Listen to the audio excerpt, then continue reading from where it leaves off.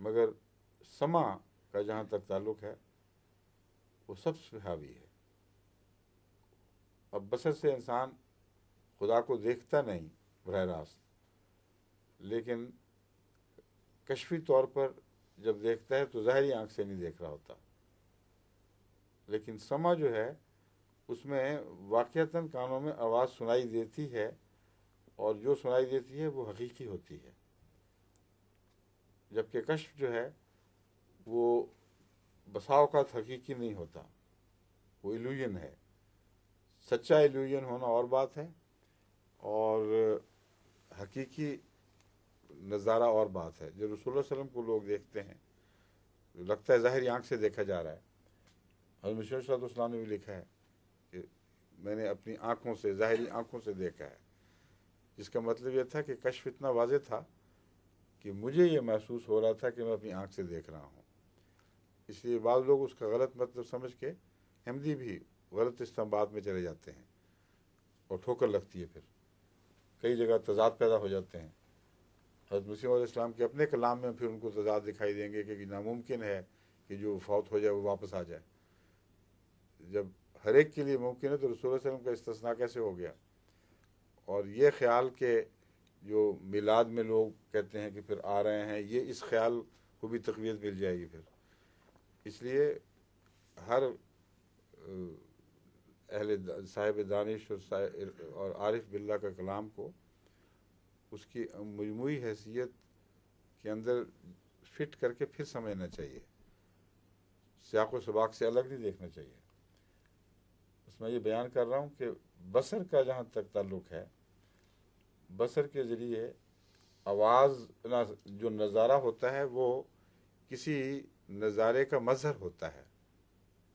لیکن سما جہاں تک تعلق ہے، جس کا خدا سے تعلق ہے، وہاں الہام جس طرح خدا فرماتا ہے ویسی آواز آتی ہے.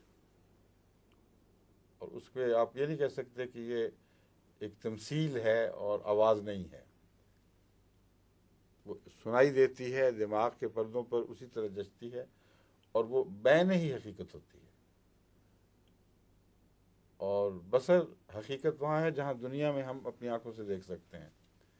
اس کے علاوہ سارا ایسی بصیرت ہے جس کا دل سے تعلق ہے، آنکھ سے نہیں.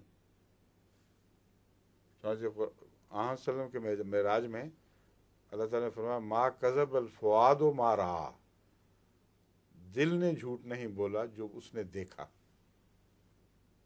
تو دل کا دیکھنا دراصل بصارت سے تعلق رکھتا ہے، اور فؤاد جس کو کہتے ہیں عموماً قلب کے لیے بھی، قلب میں بھی آتا ہے یہ مضمون، لیکن فؤاد کے ساتھ.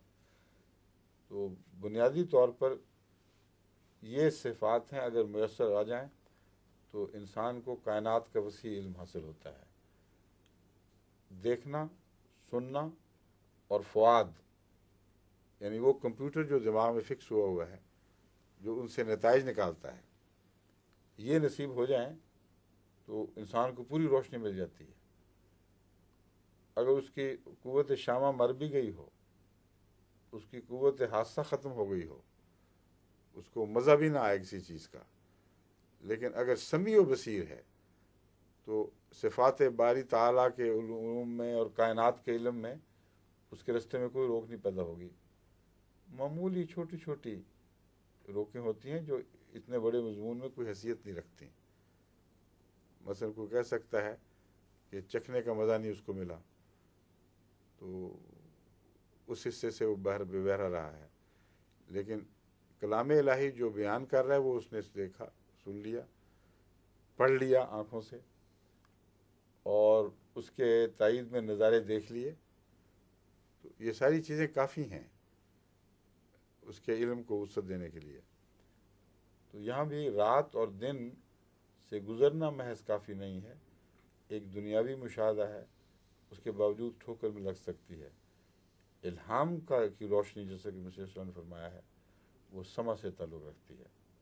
اگر کوئی سننے والا ہو، اور یہاں سننے والے سے مراد ہے کہ سن کر دل پہ اثر کرنا ہو، دل کو اسی طرح بات سمجھ بھی آ جائے جیسے سن رہا ہے.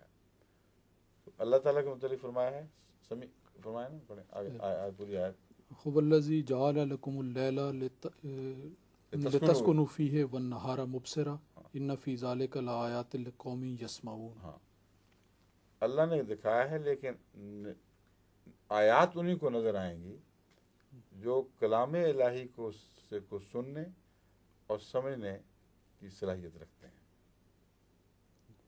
سمجھ گئے؟ جی.